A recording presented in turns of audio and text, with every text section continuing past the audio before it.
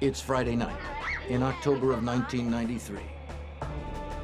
And in Northern California, 3 junior high school girls are having a slumber party. Halloween is around the corner, and the girls have been trying on different costumes in preparation for the upcoming holiday. Within seconds, their lives will change forever.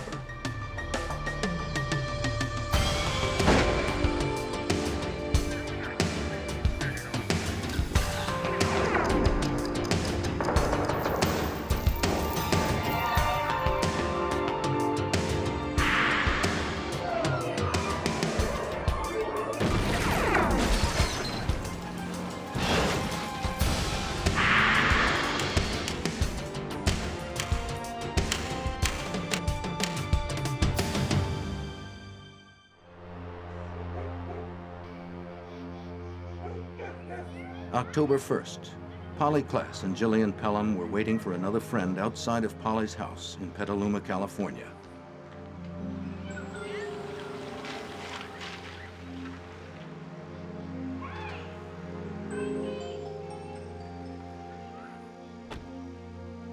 It was around 8:30 when Kate McLean and her mother showed up. The 3 girls were ready for fun. It was Friday night. There was ice cream in the fridge, and they were going to stay up all night long. This was going to be a party.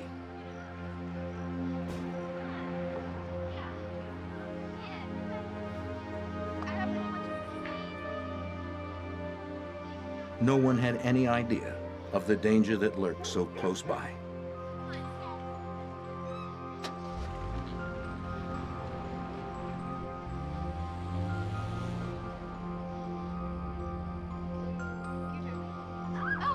The girls kept to Polly's bedroom, but they couldn't suppress the noise as easily. At about 9:45, Polly's mother, Eve Nickel, looked in on the girls and asked them to keep it down. She was suffering a migraine headache and thought she'd turn in early.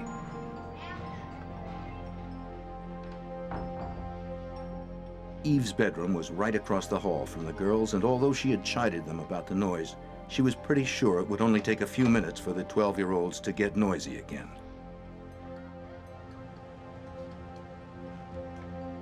Before going to bed, Eve took her prescription pills to block out all distractions and get her fast to sleep. Hold on, guys. The party continued on for almost an hour before the nightmare began. That was cute. Yeah. I'm gonna get the sleeping bags, okay? Okay. It was around 10:30 when the intruder entered the room.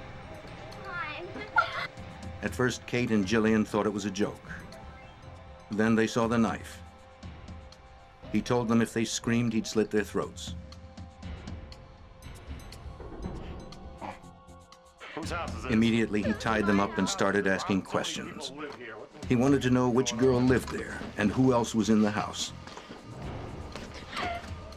Polly spoke up. Keeping money around this place. The girls were terrified and crying, Is there anybody else home? and he assured them that he wasn't going to hurt anyone, that he was only there for money. I don't believe you. Somebody else is supposed to be here.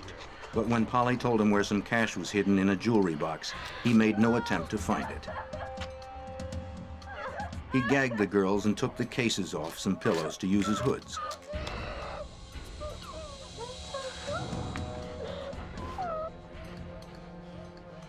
He made Polly get up and told the others to count to 1,000. By the time they were done, he said she'd be back.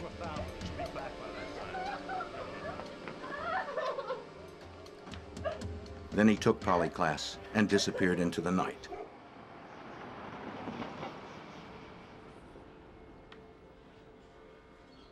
Petaluma police officers were called to the scene after the girls managed to free themselves and wake Polly's mother. They responded in minutes. Investigators entered Polly's room and began to look around. The bedroom was in disarray and told of the events that had happened just minutes before. On the floor were binding materials, cut strips of cloth. The cords from the Nintendo game had been cut, and a strap that was clipped from a purse lay on the floor. Pillowcases were strewn about.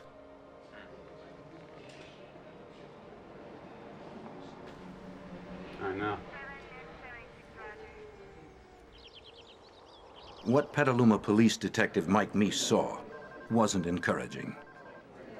I remember standing at the doorway to Polly's room and looking at these few bags of evidence that we had been able to collect and thinking that that was just such a pitiful amount. And I looked down at the rug and I talked to my partner, Larry Pelton, and said, let's take the rug. And he said, why? And I said, I don't know why, but let's just take the rug. We just don't have enough evidence. FBI. Police were in desperate need of assistance. Fortunately, help was on the way. After being contacted by the Klaas family, the Federal Bureau of Investigation offered its expertise. How about, have y'all talked to the mother? Yes. Shortly after midnight, the FBI appeared at the house of Polly Klaas. Typically, the Bureau handles kidnappings, and with 800 a year to investigate, they have plenty of experience. Because he was familiar with the community and experienced in kidnapping cases, Special Agent Ed Fryer became the lead investigator. But he knew something about this case was different. It had all the earmarks of a stranger abduction case because the statements from the two girls were consistent. Stranger abduction cases are the hardest cases to solve, in my experience, because, again, there's no connection between the perpetrator of the crime and your victim, or the victim's family, or somebody even associated to the victim. It's a random act. Surprisingly, a vast majority of kidnappings involved disgruntled family members. And though Polly's parents were separated, her father, Mark Klaas, was immediately cleared of any responsibility. Abductions involving total strangers are exceedingly rare and leave little for investigators to go on. In this case, however, there were witnesses. Was his hair long or short? A police sketch artist was called in from the San Rafael Police Department. For 2 hours, Jillian and Kate tried to recall the face of the man who had barged into the bedroom. The girls were still terribly upset, but they managed to give the artist a pretty good description. Authorities now had their first idea of what the stranger looked like. His nose and mouth. After 4 a.m., the girls were taken to the police station, Like this. and the FBI called in one of its special forces,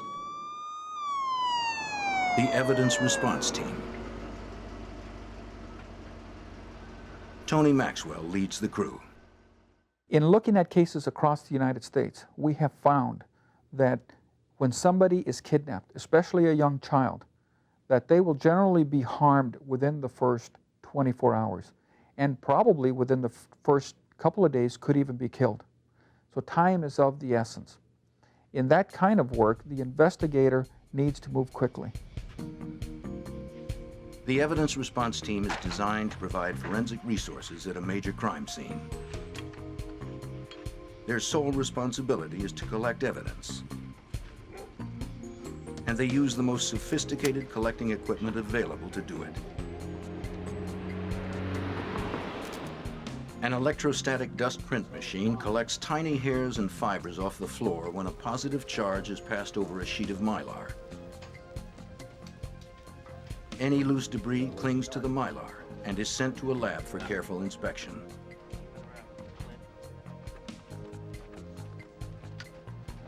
Although the police department had already dusted for fingerprints, they had come up with nothing particularly promising. But they didn't have access to the same equipment as the FBI. The alternate light source was a new method that employed a unique fluorescent powder, which when combined with a distinct ultraviolet light and amber-colored goggles, could illuminate many things that otherwise would remain hidden.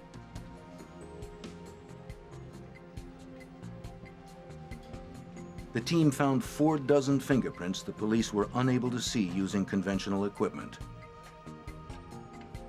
But even those were of no use. They were attributed to family and friends.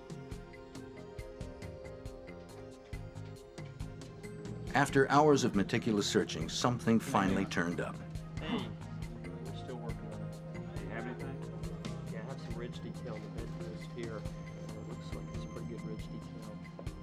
A palm print that at the outset seemed like the first real piece of forensic evidence left behind at the scene.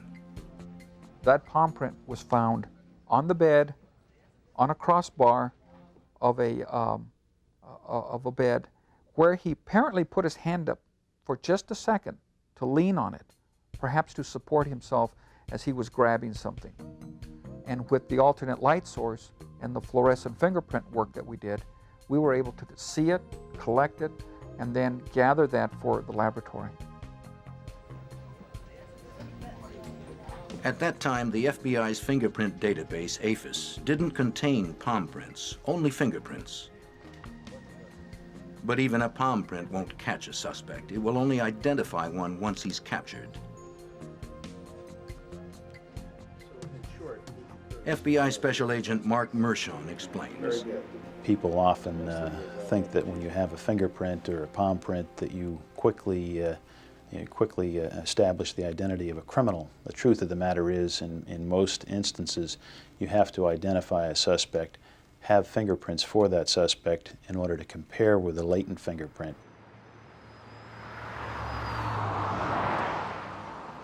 The hunt for the suspect prompted authorities to cover Polly's neighborhood inch by inch. By dawn, more than 100 agents and officers had begun a 24-hour search for Polly and her abductor. Helicopters and bloodhounds had been called out, and an all-points bulletin was issued by local authorities and the FBI. Systematically, the authorities searched every house in the neighborhood. Agents went to Polly's school to talk with teachers and students in the hopes that somebody might have some useful information.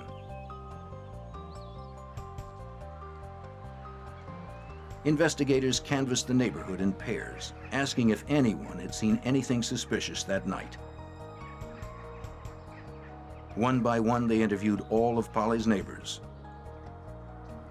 Several people recalled seeing a stranger around the neighborhood that fit the description given by the girls. Thomas Georges and his friends were on their way to the video store at around 9 o'clock that night when he noticed a stranger standing in the shadows in front of Polly's house. Thomas knew everyone in his neighborhood, but he had never seen this man before. Returning home a few minutes later, the boys saw that the stranger was still there. The description Thomas gave to the authorities matched the suspect they were looking for.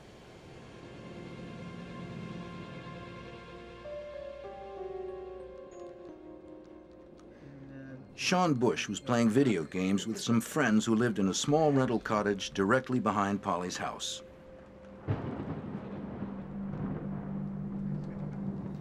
It was about 10:30 when Sean happened to glance out the window.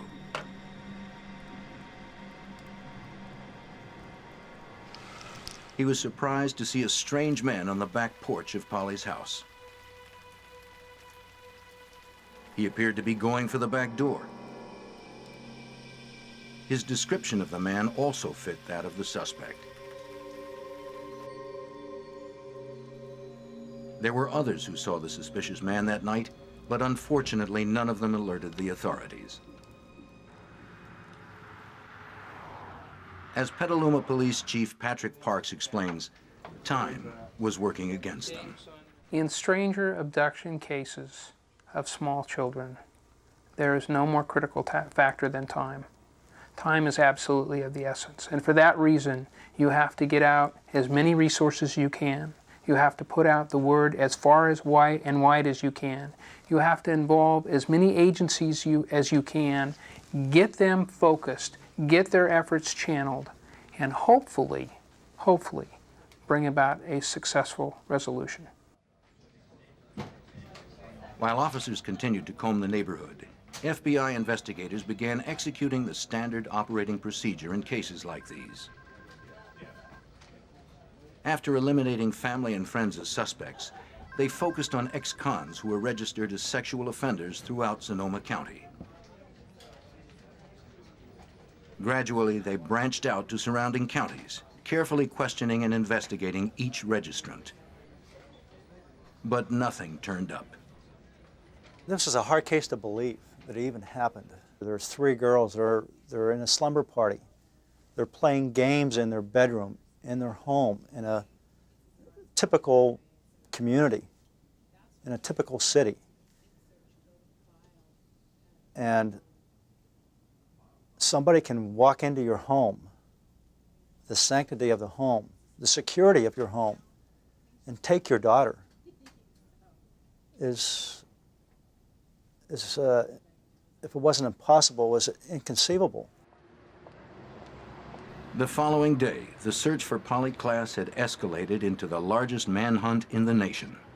A massive community volunteer network was formed to assist authorities. While hundreds of citizens searched, others passed out flyers, trying to cover the entire city as quickly as possible.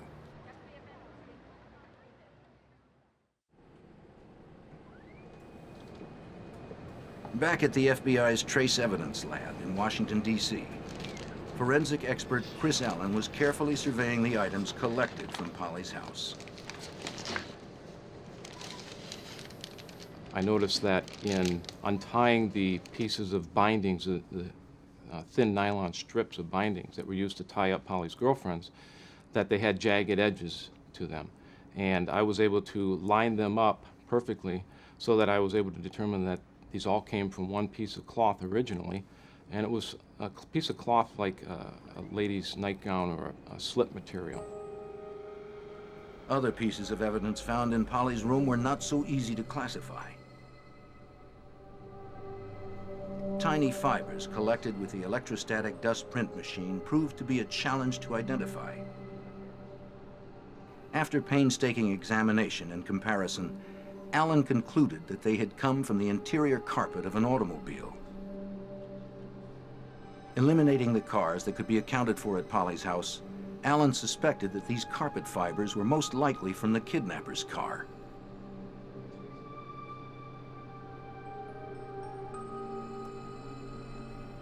One more item Allen found was a little more personal to the suspect. I found in the vacuuming of the area rug that was in Polly's bedroom that she was playing on with her girlfriends, a dark brown, forcibly removed head hair. And I say forcibly removed because it had a 3 or 4 millimeter root sheath on it, actually skin material that comes out of the scalp when the hair is forcibly pulled or yanked out. If Polly had pulled a hair out of the suspect's head, it was evident that she didn't go without a struggle. But even a hair with DNA evidence couldn't bring investigators any closer to finding a suspect.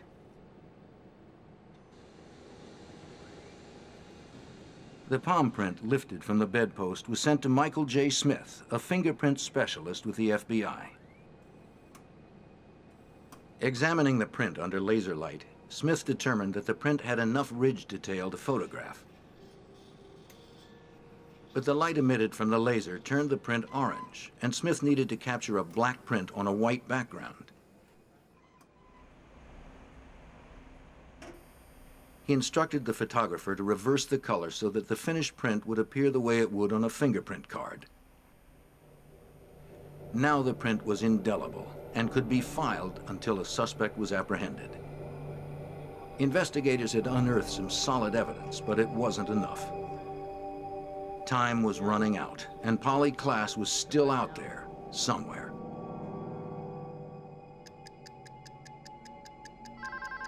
"48 hours after the abduction of Polly Klaas, her father, Mark, got a call. Polly? It sounded like Polly. Okay, honey. She told her father that she was in a hotel room somewhere, and that her abductor had stepped out for a moment. Tell me where you are.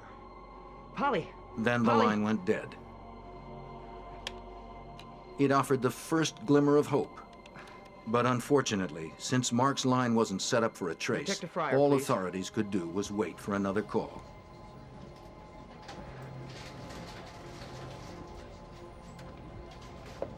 Word of the abduction spread rapidly.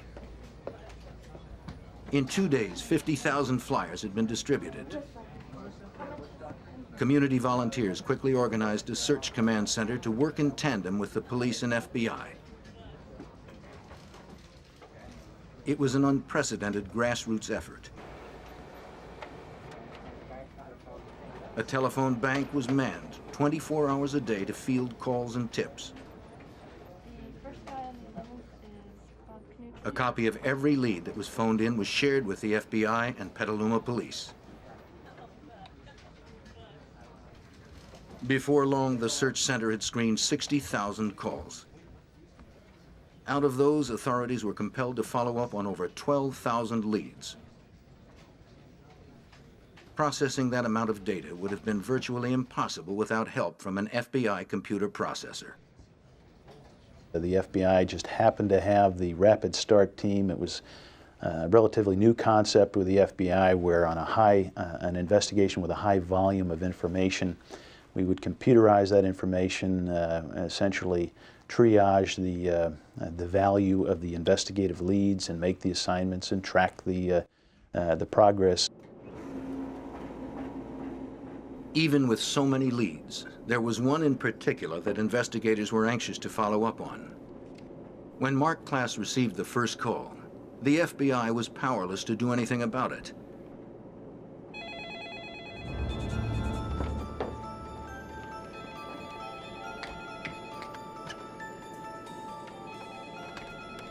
The second time she called, they were ready.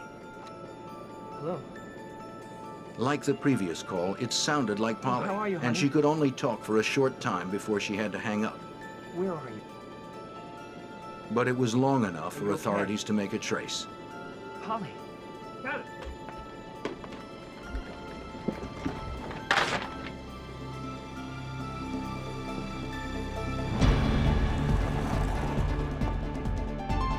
The FBI had traced the call to a house 30 miles away. There hadn't been enough time to collect an army of agents. The job would have to be handled by a few.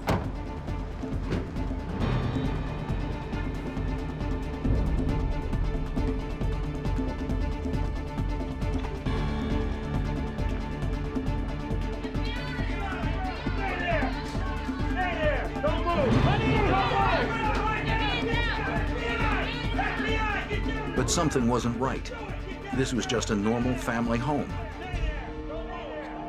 There was no sign of Polly or her abductor. What's going on? A terrible realization dawned on the agents. When they sat down with one of the girls in the house, she confessed to making the calls. I'm sorry. She admitted that friends from school had dared her to call and impersonate Polly. I didn't know. The entire incident had been a cruel joke. This was the only indication we had after a week's time that Polly just might be alive still, and we all were poised and hopeful that this would yield a solution and her safe recovery. Of course, it didn't. In mid-October, Kate and Jillian were brought in to give another description of the man who tied them up. A highly acclaimed forensic artist was flown in to make a second sketch. It was pretty well cut. The artist was known for relaxing witnesses enough to coax an accurate description from them. The girls were less stressed than they had been that night, and were able to give her more to work with. No, they were. The second sketch was much more precise. This sketch looked like a person. New flyers were distributed immediately. There was no time to waste. But if you look back at true stranger abductions, we have this rule of thirds. The children who are abducted, typically 1/3 are recovered alive, 1/3 are recovered dead, and 1/3 are simply never heard from ever again. That's what we faced in this particular investigation, and that, I think, was one of our motivations to keep the sustained effort up. After a reward had been offered for Polly's return, authorities received a call demanding a $10,000 ransom. They traced the call to a Petaluma apartment building. This time a SWAT team showed up in force. They were not going to take any chances. FBI! FBI! Down! Down! Down! Down! Sit down! Down! Down! Down! Down! Down! Cover! Cover! Once again, authorities and the family had been fooled. Put your hands behind your back. Don't move. Do not move. Going on. Don't move. 20-year-old James Hurd was arrested for attempted extortion and posing as a kidnapper. It was a crushing blow for everyone. It became very frustrating. It was certainly distracting towards the main thrust of the investigation, but you had to deal with it. There was no way around it. You could not ignore those things. And it certainly chewed up a lot of time and resource. The family had been especially discouraged. A letter Polly's parents wrote to the kidnapper was published in the October 17th San Francisco Examiner. Whoever you are, wherever you are, please return Polly to her family. She belongs here. We miss Polly so much. We miss the twinkle in her eye and her sweet humor. We long to see her beautiful smile and hear her musical voice. They also addressed Polly. Our darling, if you can read this, please know that your mommy and daddy love you so much, and we will continue to search for you until we can hold you safely in our loving arms again. I don't think I ever lost hope. So I had numerous contacts with Mark Klaas, with Eve, with members of the family, and that was a question posed to me many times. And my response was no. We have not lost hope. We will not lose hope. Across the country, people wanted to see Polly brought home. Banners sprang up, and Americans began a candlelight vigil. Thousands donned ribbons of lavender, Polly's favorite color, to show their support of the search. We conducted searches during the day, during the night. We had a 24-hour operation going. We conducted searches sunny days, on foggy days, rainy nights. Whenever the information came in, we reacted to that because in a case like this, physical evidence is crucial. The search never stopped. The Navy and search and rescue experts joined the thousands of volunteers who were constantly looking. Police and volunteer task forces worked tirelessly. But it would be nearly 2 months before anything broke.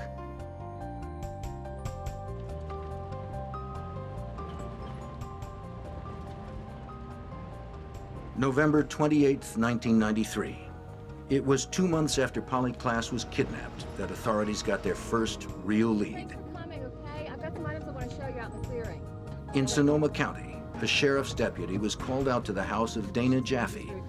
It sat at the end of a long, winding drive off Pythian Road.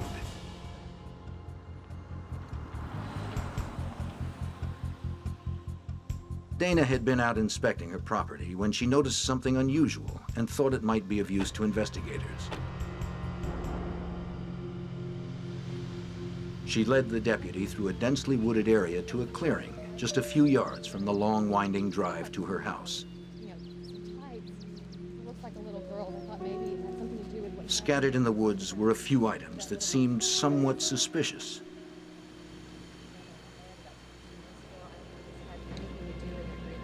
There was a large piece of silk cloth that had been fashioned into what appeared to be a hood. A couple of strips of packing tape were on the ground. Yeah, it's about 2 months ago. We couldn't do anything about it. They ran his place. A pair of young girl's tights had been tied into a knot, and human hair was entangled in the knot. Other debris surrounded the area.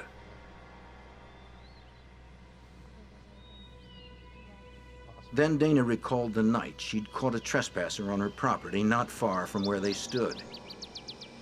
It was nearly 2 months before. It all started when Dana's babysitter, Shannon Lynch, had left Dana's house and was making her way back down the long driveway. A man was walking down the middle of the private drive. His stranded Pinto was off to the side. Get out of the car and help me. He said that he was stuck and insisted that she get out of her car and help. He also wanted to know what was up the drive. But Shannon immediately sensed something wasn't right. She'd later describe him as looking like a wild man. She drove on, leaving him there, determined to get to a phone.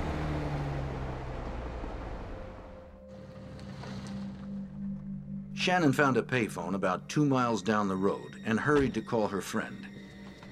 She was anxious to get a hold of Dana and warn her of the scary man trespassing on her land. Dana didn't waste any time. She grabbed her daughter and a baseball bat and took off down the hill. She saw the car, like Shannon had said, but the strange man was nowhere in sight. She continued down into town and called the police.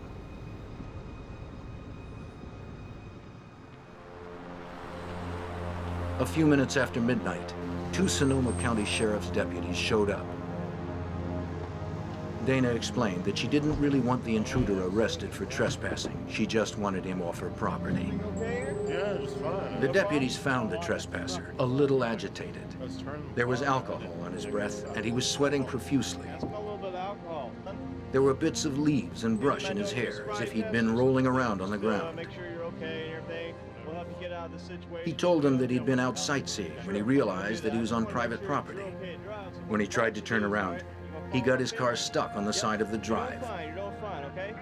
He blurted out that he'd been under the car trying to free it, but the deputies didn't believe it.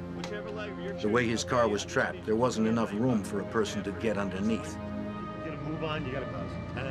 The deputies administered some roadside sobriety tests, but he passed them all.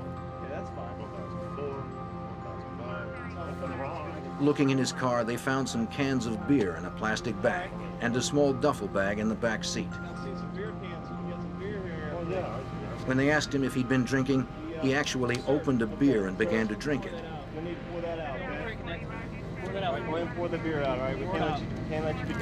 They immediately made him pour it out and then told him they wanted to pat him down. He became extremely upset. Leave me alone. Just keep that stuff away from me, all right? To make him comply, the deputies told him they would be within their rights to run him in on trespassing. After he'd heard this, he calmed down considerably. They searched him carefully and continued questioning him, but could find nothing incriminating. He was just odd. The deputies remained suspicious, but when they ran his license, it checked out. His driving record was clean, and he had passed the sobriety tests. They had held him for about 45 minutes already, and they had no legal means to detain him any further. There was nothing left to do but pull his car out and send him on his way.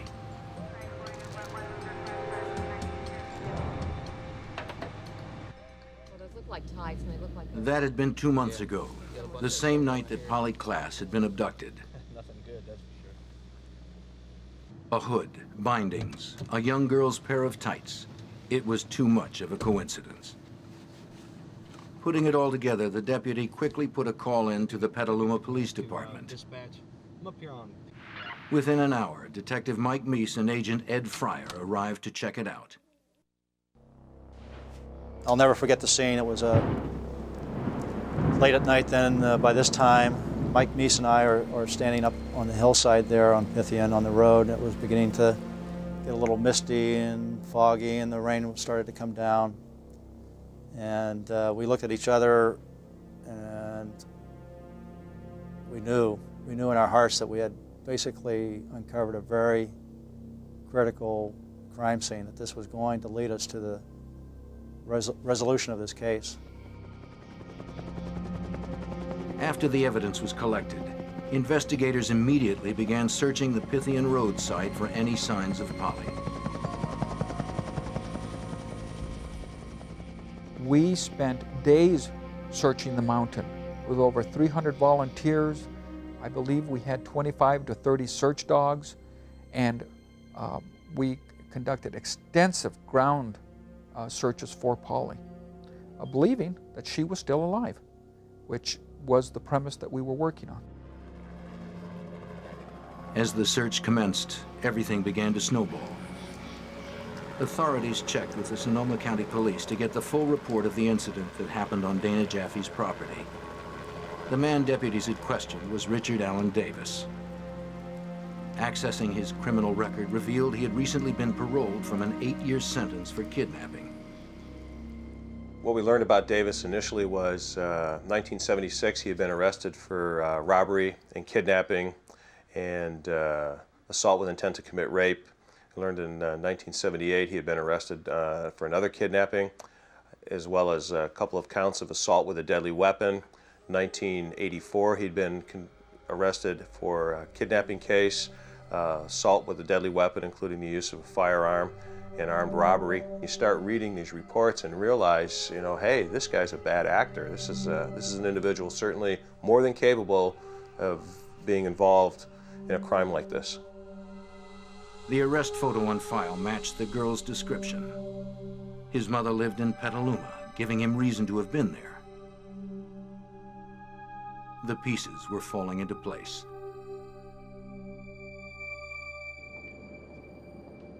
The items discovered near Pythian Road were immediately flown to forensic specialist Chris Allen in Washington. Of the most interest was a strip of cloth that was found in the woods. Allen was quickly able to confirm what detectives had suspected. Essentially what we're trying to do is establish whether or not the cut edges would line up or match. The middle strips represent the fabric that was found at Polly's bedroom, which were used to bind Polly's girlfriends. Subsequently, on the second submission, we received the cloth that was found at the Pythian Road site. These all fit together like a puzzle with the edges and the pieces of fabric matching up end to end. The strips meant more than likely Polly Klaas had been out at Dana Jaffe's after her abduction. Without a doubt, Richard Allen Davis had been there too. Though it wasn't enough to arrest Davis for kidnapping, detectives felt if they could just get him in custody, they could quickly gather the evidence they needed to tie him to Polly's disappearance. Everything else fell away, and we focused on what we had with Mr. Davis, what happened out there at Pythian Road, and what we were going to do next. When investigators discovered Davis had an outstanding warrant for breaking parole and DUI, they decided to bring him in. But he wasn't at home when they arrived. Then a deputy sheriff who was securing a perimeter around the area stopped a van. At the wheel was Richard Allen Davis.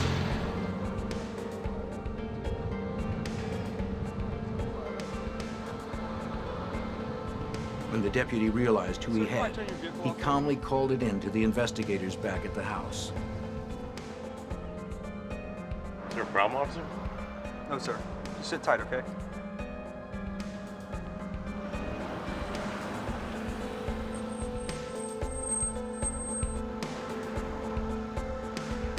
Authorities reported to the scene, and Detective Meese approached the van and asked Davis to step out. Step out of the van?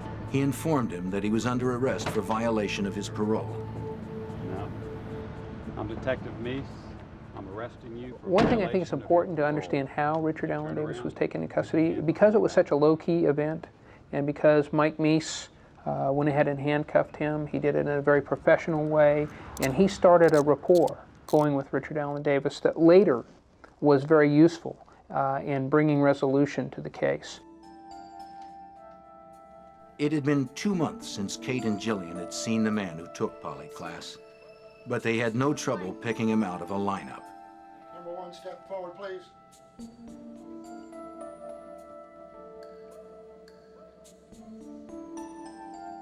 Even without the beard, his was a face they could never forget. Number one, step back, please. Though he'd been arrested for parole violation, Davis was questioned about the kidnapping. He vehemently denied any involvement, but authorities let Davis know that if he wanted to talk, the door was open. So I took Davis into the hallway and I told him, I said, hey, look, what you need to know is we've got all the physical evidence it takes to make this case. And all you're looking at is a kidnapping right now. So if you want to talk about it, you got to let me know. And he made a non-committal response, didn't want to talk. And I remember patting my pockets looking for a business card, didn't have a business card with me. And I said, you know, I'm going to leave my name and number with those guys, meaning the correctional deputies. And if you ever want to talk about it, you know, give me a call. Back at the FBI latent fingerprint lab, Mike Smith was comparing the palm print found in Polly's bedroom with one that had been taken from Davis since his arrest. This was a crucial piece of evidence. Matching the two prints would undoubtedly link Davis to the abduction. After careful examination, the results were called in to Agent Fryer. I just got a call from FBI laboratory. They matched Davis's palm print to a palm print taken off of Polly's bedroom, or her bedpost. It was again one of those moments where there's butterflies in my stomach. Again, realized that this was really very powerful evidence. So I hung up the phone, and again there was a lot of noise and commotion in the command post. I stood up and I asked everybody, "Can I have your attention, please? Can I have quiet for a moment?" I said, "We just got confirmation from our laboratory that we've matched this palm print taken from the bedroom to Davis. We can place him in the bedroom." And there was just a huge cheer from everybody. Papers were flying. It was just great news to everybody. This is it. It's concrete. He was in her bedroom. We can prove it. We had him nailed down.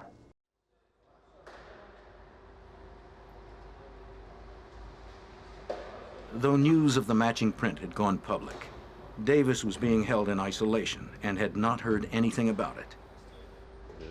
Then one day, a friend of his showed up for a visit.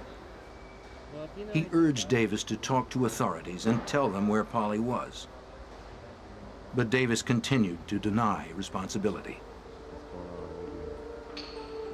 Then his friend gave him the news the rest of the nation had already heard. It came as a complete surprise. Davis realized it was going to be impossible to explain how his palm print got in Polly's bedroom. There was only one thing he could do. In Davis's mind, he's now got to do something, and that is try to make whatever deal he can make with the authorities, because we know that he was in Polly's bedroom. We can put him there. While on his way to the massive search for Polly near Pythian Road, Detective Meese was paged to call the jail. This was the moment everyone had been waiting for, and Meese was anxious about what he might find out. After this wait, you know, Davis comes on the phone, and I recognize the voice. So I know it's him, and I said, he says to me, he says, "Hey, I screwed up. I screwed up big time." Detective Meese and Special Agent Larry Taylor met with Davis in the interrogation room, where Davis related the details of the night of October 1st. Though he was living in something like a halfway house, he had applied for an overnight pass to go visit his mother in Petaluma. Unable to find her house, he had a few beers and walked the streets of Polly's neighborhood. At one point, he was stopped by a man who wanted to sell him some marijuana. He decided to go ahead and buy the joint. In Davis's own words, he got really buzzed and went to the store for more beer. He soon found himself wandering the neighborhood aimlessly. He wasn't sure where he was or what he was doing. But Davis had come to the neighborhood prepared. He'd brought a bag packed with bindings and tape. Forensic experts were able to determine that he had cut the strips with a pair of scissors, a fact which implies intent.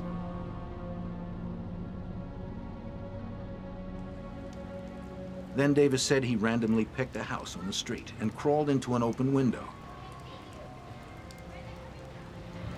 He remembered hearing TV voices and said he may have picked up a knife from the kitchen. He said he didn't remember anything after that. He claimed the next thing he knew, he was driving in his car and was surprised to find a young girl sitting next to him. She was complaining that her hands were tingling. According to Davis, he adjusted the straps for her and drove around wondering what he had done and what he should do next.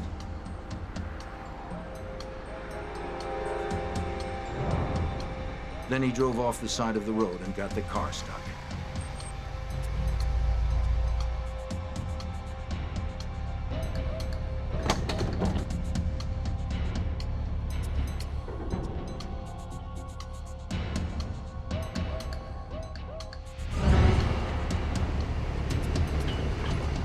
Once he realized he was stuck for good, he says he got Polly out of the car and carried her up a steep embankment about 30 yards away. Get out of the car! He planned to leave her in the darkness until he could figure out a way to free the car.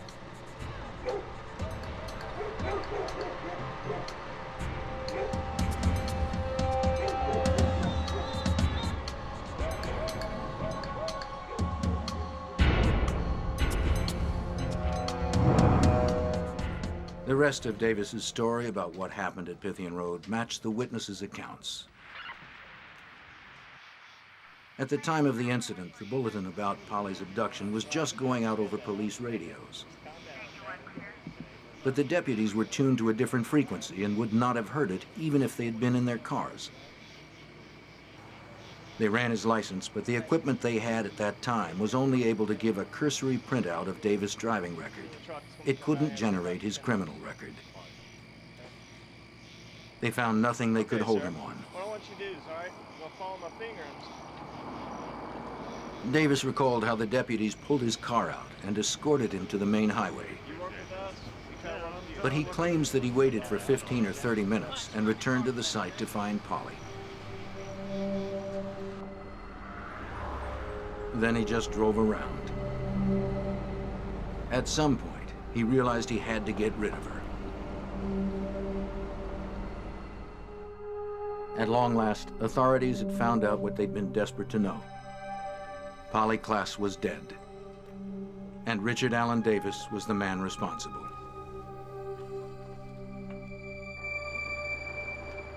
Davis agreed to take them to the site in a deserted area of Cloverdale where he had left the body. It was night, but inspectors felt the need to confirm Davis's story couldn't wait until daybreak.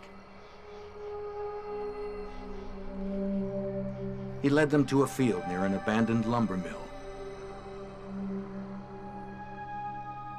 Out in the field, under some boards, investigators found the body of Polly Klaas.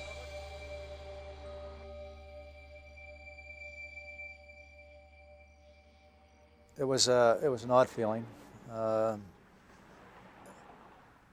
You're in the presence of somebody like Davis, and just a few yards away is what's left of a very beautiful, innocent 12-year-old. The Polly Klaas case was special because people cared. Because the whole community stepped forward and said, this is the last child you're going to take, and that this is our child, and that we are going to go out and look for her until we find her. The case wouldn't come to trial until 1996. But after 10 weeks in the courtroom, a jury found Davis guilty on 10 counts, including kidnapping, robbery, burglary, murder, and attempting to commit a lewd act on a child. The latter charge Davis continued to deny during the entire trial. Investigators strongly believed that despite Davis's testimony, Polly was already dead at the time deputies helped him with his car. He was sentenced to death and continues to sit on death row at San Quentin Prison.